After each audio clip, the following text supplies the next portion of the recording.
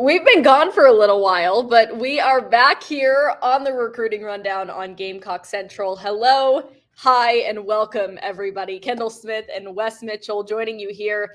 And apologies right off the bat for the hiatus we have taken from this show.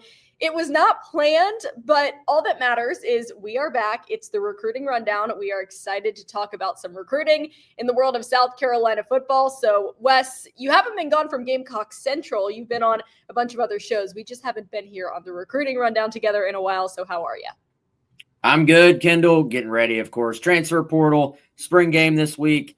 As you know, never a dull moment on Gamecock Central when you get to cover South Carolina athletics and South Carolina recruiting.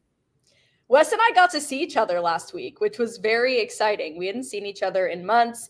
I was in Columbia, which was pretty cool. So we got to see each other and we're like, yes, next week we need to get back on our consistent schedule with the recruiting rundown. So that is exactly what we are doing here today. We are recording this on Wednesday, April 16th. So the transfer portal officially opened as of today. And that is going to be a lot of what we talk about here on the recruiting rundown for the foreseeable future. And Wes, this is interesting because South Carolina just coming off of a couple of months ago, a pretty active transfer portal period. Now you get into the spring one, a little bit different. We don't maybe expect it to be as active for South Carolina, but I'm curious for you as someone who covers this team day in and day out, what position groups do you think South Carolina will go after the most here in this portal period?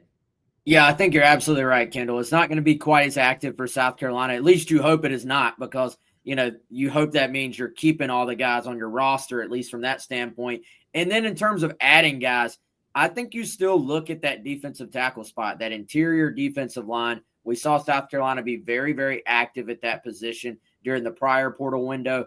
I think they're going to keep being pretty active there as well. Now, of course, they're going to be trying to find the right fit. So at this point, day one of the portal, we don't even know who all is going to be available. So no names yet in terms of guys to keep an eye on. But I think that's the position to kind of circle. Now, Shane Beamer has said it. Hey, we'll do anything we can to improve the team. If a guy pops up at another position, that doesn't mean that doesn't shift. That doesn't mean it can't shift where maybe somebody out there just makes sense and makes you a better overall team. But I still think that is the position that will be most important. They've got some guys that have had good springs there that I think makes you feel a little bit better about that position moving forward, but still they are trying to add depth on the defensive line, especially on the interior. We saw them add Damon Clowney last week, who is, of course, the cousin of Jadeveon Clowney, to that kind of defensive end edge spot.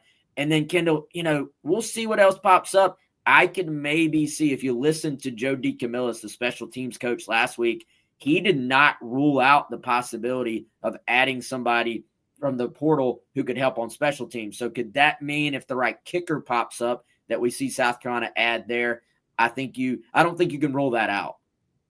Well, we will see, and we will keep you updated over on GamecockCentral.com. And as we talk about recruiting, Wes, obviously a big day coming up on Friday with South Carolina's spring game. A lot of recruits will be in town for that, and that's just a great opportunity for South Carolina to show off a game day vibe, or at least somewhat of a game day vibe at Williams-Brice Stadium. Obviously won't be exactly like what you would experience in the fall, but still, the spring game at South Carolina is always a blast. The fans show up, they show out. So what are we expecting this Friday with the spring game in terms of how it could affect recruiting for South Carolina? Yeah, I think anytime you have an event like that, Kendall, it's an excuse to get prospects on your campus. And I'll be very curious to see what that means with it being a Friday game as opposed to a Saturday, which is what you almost always see with spring games. Does that give South Carolina a little bit more opportunity to get guys in as opposed to competing with other schools in the Southeast? Typically, spring game, in my experience, you're not going to see maybe guys come from all over the country for a spring game. But certainly, if you're in sort of the Southeast and have an easy trip to Columbia, that's where you see guys. I'm going to go check out a game, see the coaches, check in, see where things are. And that list is starting to be put together on Gamecock Central right now. Looking at a couple, I'll throw a few names out there. We're going to keep adding to it, but Desmond Green, who's the in-state offensive lineman that's been a priority target for South Carolina for some time, he's expected in. Julian Walker from right down the road at Dutch Fork, 4-star edge guy. And then really where I think the bulk of this thing is going to come from is going to be a bunch of these highly rated 2027s. Believe it or not, we're already firmly in the place where you're starting to kind of get those 2027s. They're formulating their list. They're taking visits. We're starting to get an idea of who the top prospects are in that class. And already a bunch of those guys, Kendall, are planning to be in town. Maybe none better than Joshua Dobson, who's from up near where you are right now. He's from Fort Mill, goes to Catawba Ridge, and I saw him at the Under Armour camp in Charlotte a couple of weeks ago. He's the number 2 cornerback in that 2027 class.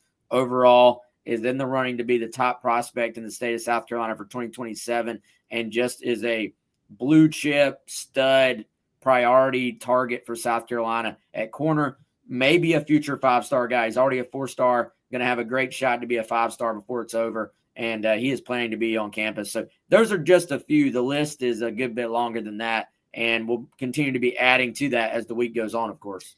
Well, Wes, it is interesting that this game is on a Friday. And when we talk about different things that South Carolina obviously does for recruiting, whether it's official visits, having guys out for the spring game, having guys out for games during the season, it's different what is important to these recruits when they come to South Carolina. So with the spring game, what do you think it is? Do you think it's the relationships with coaches, talking to those guys, the atmosphere at Williams-Brice Stadium? What do you think is the most key element of a spring game like this when it comes to impressing these recruits?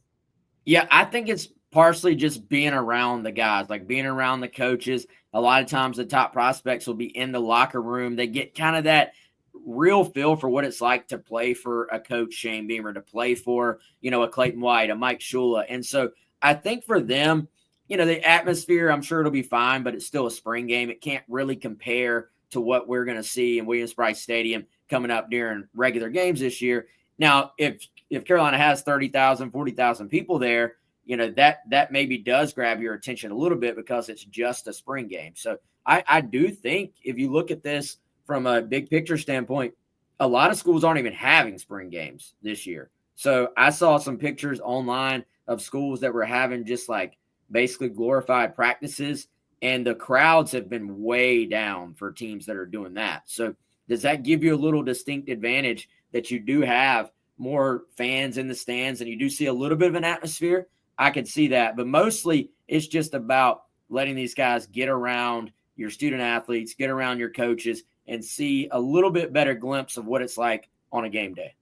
Well, this is just the beginning of what will be a very busy few months for the South Carolina coaching staff. We talk about the transfer portal opening, the spring game on Friday. You've got several rounds of official visits that are coming up in the next few months as well. All of that information over on GamecockCentral.com, and we will be sure to keep you updated here on the recruiting rundown as well. Wes, it was so good to be back and catch up with each other. I feel like we missed out on a few weeks, but things are going to get busier, and we are going to have a lot more to talk about here on the recruiting rundown. Let's do it again next week, Kendall. How about that? We're doing it again next week. We will get back to our consistent ways. We promise, everybody. You heard it here on the show, so hold us accountable for sure. But we hope you have a great rest of your day. Thank you so much for tuning in. For Wes Mitchell, I am Kendall Smith. This has been the Recruiting Rundown here on Gamecock Central, and we will see you soon.